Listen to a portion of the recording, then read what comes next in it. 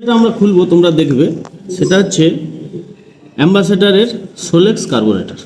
এটা অ্যাম্বাসেডার গাড়িতে ইউজ হয়।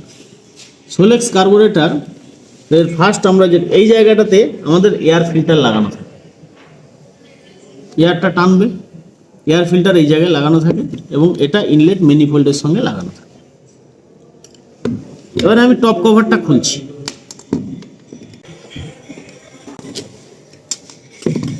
খুলেই আমরা ফার্স্ট দেখতে পাবো নিডল ভালভ। এটা হচ্ছে একটা ফিল্টার, প্রাইমারি ফিল্টার। ফুয়েল এইটা দিয়ে ইন হয়, ফিল্টার হয়, ফিল্টার হওয়ার পরে এইটা দিয়ে আমাদের ফ্লোট চেম্বারে আসে। এটা হচ্ছে নিডল ভালভ। যখন এটা বাবলটা ভাসবে তখন এটাকে পুশ করবে, তেল আর আসবে না। আবার যখন তেল নিচের দিকে নামবে তখন এটা আবার তেল চলে আসবে। আর এটা হচ্ছে ফ্লোট বাউল, এটা হচ্ছে ফ্লোট বাউল, এটা ভেসে থাকে। এবারে এখানে এই সাইডটা হচ্ছে চোক সাইড আর স্টার্টিং সাইড, এই সাইডটা হচ্ছে পাম্প সাইড। হাই অ্যাক্সিলারেশনে এই সাইড থেকে কাজ হয়। আর মেন সার্কিটটা হচ্ছে এইটা। আমরা এটা যেটা খুলছি সেটা হচ্ছে ইমুলেশন টিউব।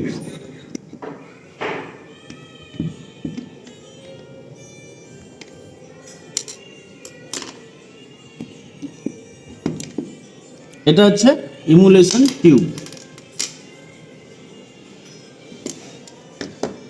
ফার্স্ট যেটা খুলবো চোক সার্কিট।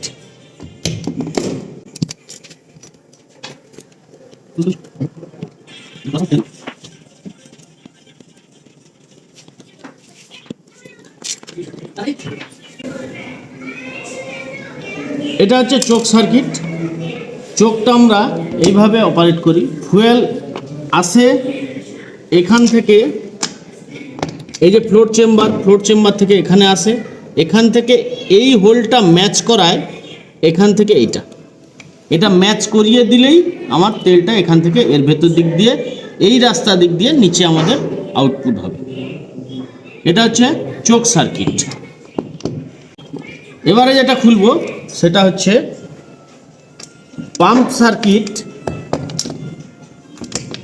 এই সাইডটা হচ্ছে পাম্প সার্কিট।